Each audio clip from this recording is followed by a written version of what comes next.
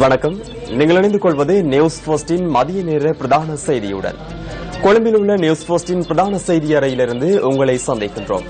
இன்றைய விரிவான செய்திகளுக்கு செல்லும் முன்னர் முதலில் தலைப்புச் செய்திகள். முந்தல் மாவட்ட வைத்தியசாலையின் மாவட்ட வைத்திய அதிகாரியை மாற்றுமாறு கோரி முந்தல் பகுதியில் ஆர்ப்பாட்டம். ரம்புக்கனை பரம்பி பகுதியில் கழிவகற்றல் குழிக்குள் வீழ்ந்து 4 உயிரிழப்பு. கொழும்பு மாநகர சபைக்குட்பட்ட பகுதிகளில் முன்னெடுக்கப்பட்ட டெங்கு ஒழிப்பு நடவடிக்கையில் சுமார் 7883 வீடுகள் சோதனைக்குட்படுத்தப்பட்டன. இனி விரிவான செய்திகள். முதலில் உள்நாட்டுச் செய்தி. ரம்புக்கனை பரம்பை பகுதியில் கழிவகற்றல் குழிக்குள் வீழ்ந்த 4 உயிரிழந்துள்ளனர். கழிவகற்றல் குழிக்குள் இன்று முற்பகல் விழுந்த பெண் ஒருவரை காப்பாற்றுவதற்காக ஏனைய 3 முயற்சித்த போது வாயு கசிவு ஏற்பட்டுள்ளதாக போலீசார் குறிப்பிட்டனர். இதனால் 4 உயிரிழந்தனர்.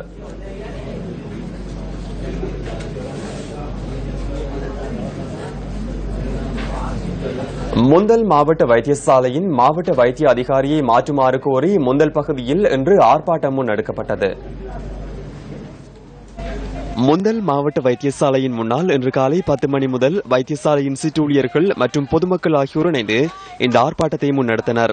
வைத்தியசாலையின் மாவட்ட வைத்திய அதிகாரியை மாற்றுமாறு கோரி முன்னெடுக்கப்படும் இந்த ஆர்ப்பாட்டத்தினால் வைத்தியசாலையின் சேவைகள் பாதிக்கப்பட்டன.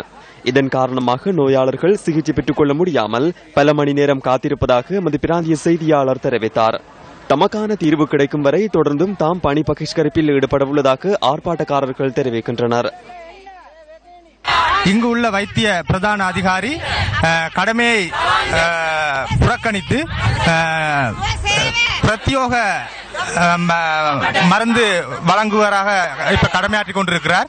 நோயாளிகள் எவ்வளவு வேதனையுடன் மருந்து எடுக்க சென்றாலும் அவர்களுக்கு தகாத வார்த்தைகளால் கடினமாக கதைத்து அவர்களை பிரத்யோக மருந்து சாலைகளுக்கு வருமாறு அழைக்கிறார். ரயில்வே தொழில்நுட்பவியலாளர்களின் சம்பள பிரச்சினைக்கு தீர்வு வழங்கப்படவில்லை என ரயில்வே ஒன்றிணைந்த சங்கம் தெரிவித்துள்ளது. தமது பிரச்சினைக்கு தீர்வு காணும் நோக்கில் ஒரு வார காலம் ரயில்வே தொழில்நுட்பவியலாளர்கள் சட்டப்படி வேலை தொழிற்சங்க நடவடிக்கையை முன்னெடுக்க உள்ளதாக ஒன்றியத்தின் செயலாளர் சம்பத் ராஜித தெரிவித்தார். இந்த விடயம் தொடர்பில் போக்குவரத்து அமைச்சின் செயலாளரிடம் வினவிய போது இந்த பிரச்சினையை தீர்ப்பதற்கான கலந்துரையாடல்கள் ஆரம்பிக்கப்பட்டுள்ளதாக அவர் குறிப்பிட்டார். கொழும்பு மாநகர சபைக்குட்பட்ட பகுதிகளில் முன்னெடுக்கப்பட்ட டெங்கு ஒழிப்பு நடவடிக்கையில் சுமார் 7883 வீடுகள் சோதனைக்குட்படுத்தப்பட்டன.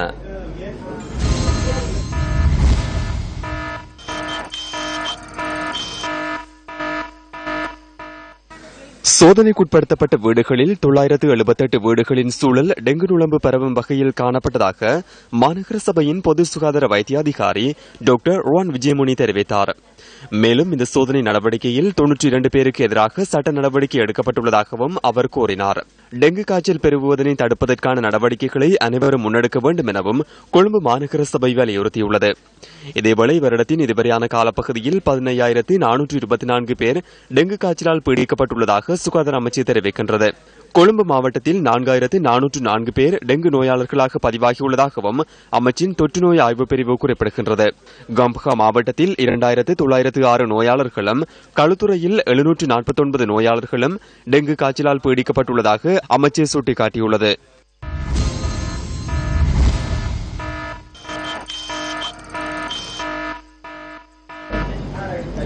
பிரதி போலீஸ் மா அதிபர்களான ரவி வைத்தியாலங்கார மற்றும் ரவி செனவிரத்ன ஆகியோருக்கு சிரேஷ்ட பிரதி போலீஸ் மா அதிபர்களாக பதவி உயர்வு வழங்கப்பட்டுள்ளது. வெற்றிடங்களை பூர்த்தி செய்யும் வகையில் அமைச்சரவையின் அனுமதியுடன் தொழில்சார் அனுபவத்தை கருத்தில் கொண்டு இந்த நியமனங்கள் வழங்கப்பட்டதாக போலீஸ் தலைமையகம் தெரிவித்தது.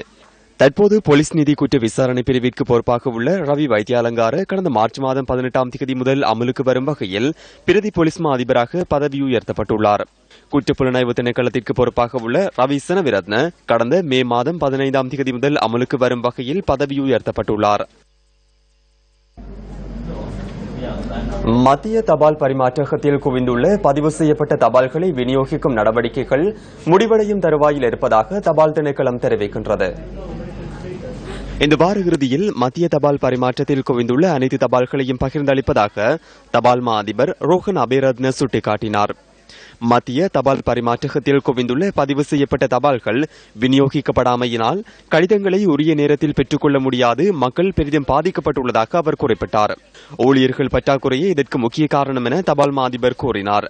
எதிர்வரும் காலங்களில் இவ்வாறான நிலைமைகள் ஏற்படுவதை தடுப்பதற்கான நடவடிக்கைகளை எடுத்துள்ளதாகவும் தபால் மா அதிபர் ரோஹன் அபேரத்ன மேலும் கூறினார். தேசிய அருங்காட்சியகத்தின் பாதுகாப்பு நடைமுறைகளுக்காக புதிய உபகரணங்களை பொருத்துவதற்கு எதிர்பார்த்துள்ளதாக கலாசார மற்றும் கலை விவகார அமைச்சர் நந்தமித்ர ஏகநாயக்க தெரிவித்தார்.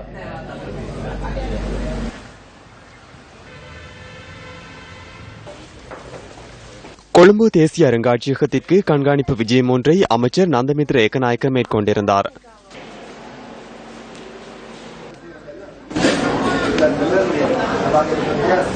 දැන්ට මේ නවීකරණ කටයුතු කරගෙන යන ආකාරයට ගිය අවුරුද්ද අගෝස්තු මාසයේ ආරම්භ කළා කියන්නේ තව මේ අවුරුද්ද අන්තිමයට කොහොම හරි අවසන් කිරීම තමයි අභිප්‍රායනේ බලාපොරොත්තු. தற்போது நடைபெற்று வரும் புனர் நிர்மாண பணிகள் கடந்த ஆகஸ்ட் மாதம் ஆரம்பமானது.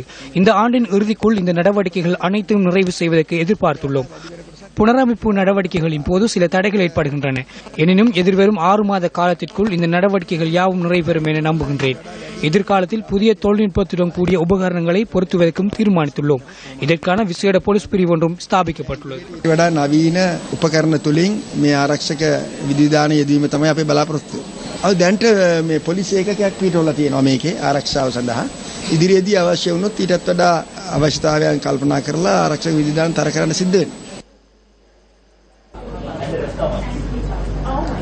யானை வளர்ப்பதற்கு வழங்கப்பட்டிருந்த அனுமதி பத்திரம் எதிர்வரும் 30ஆம் தேதியுடன் ரத்து செய்யப்பட உள்ளதாக வனஜீவராசிகள் திணைக்களம் தெரிவிக்கின்றது. இதற்கு புதிதாக விண்ணப்பம் கோரப்பட்டு தகுதியானவர்களுக்கு அனுமதி பத்திரம் வழங்கப்பட உள்ளதாக திணைக்களம் குறிப்பிட்டது. அனுமதி பத்திரம் வழங்குவது தொடர்பில் புதிய சட்டமூலம் தயாரிக்கப்பட்டுள்ளதாகவும் அது அங்கீகரிக்கப்பட்டதும் 1990ஆம் ஆண்டு தயாரிக்கப்பட்ட பழைய சட்டமூலத்தை ரத்து செய்ய நடவடிக்கை எடுப்பதாகவும் தெரிவிக்கப்பட்டது.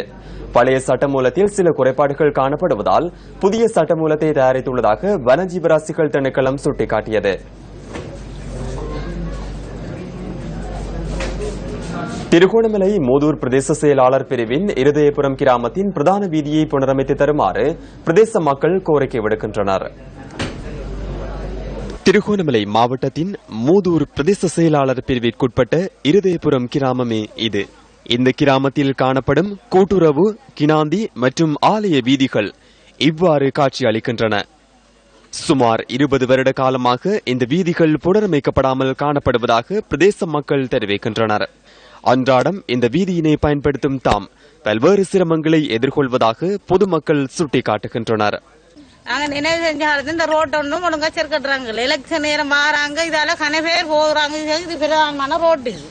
இதால இந்த ரோட்டு குண்டு குழியுமா இருக்கிறதால இந்த பிள்ளைகள் பள்ளிக்கூடம் போய்த்து கேளாது, ஆக்சிடென்ட் ஆகுது பைக்கு. தேர்தல் காலத்தில் ஒரு 100 மீட்டர் கான்கிரீட் இடப்பட்டதை தவிர ஒரு சில சிறிய சிறிய கிரவல்களை சில வீதிகளில் கொட்டி தந்ததை விட ஒரு பெரிய அளவில் ஒரு வீதி அபிவிருத்தி செய்யவே இல்லை.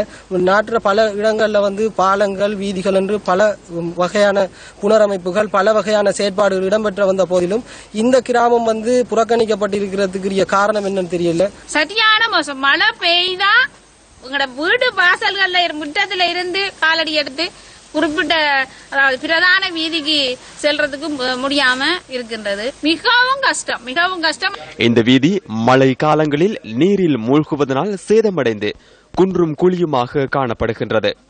வீதியை புனரமைக்குமாறு பல தரப்பினரிடமும் கோரிக்கை விடுத்த போதிலும் இதுவரை எந்தவித நடவடிக்கையும் எடுக்கப்படவில்லை எனவும் பிரதேச மக்கள் குறிப்பிடுகின்றனர். இதெல்லாம் நாங்க எங்க போய் சொன்னாலும் இங்க ஒரு காலத்திலையும் எடுத்ததில்லை. பாடசாலை போறண்டா உரிய நேரத்துக்கு போய் சேர்றல. நாங்க இங்க விழுந்து ஷூவெல்லாம் கலட்டி வெளியில போய் தான் நாங்க செய்யறது. எல்லாரும் எங்க எந்தெந்த அதிகாரிகிட்ட சொன்னாலும் ஒரு அதிகாரியும் எடுத்த பாடம் இல்லை. வேற இடங்கள்ல எல்லாம் செஞ்சு கொடுக்குறாங்க. இத்துடன் நியூஸ் போஸ்டின் மதிய நேர பிரதான செய்தி நிறைவு பெறுகின்றது. நியூஸ் போஸ்டின் மணித்தியால செய்தியை 2:25க்கு எதிர்பாருங்கள். தொடர்ந்தும் சக்தி டிவி வழங்கும் திரைப்படத்துடன் இணைந்திருங்கள். வணக்கம்.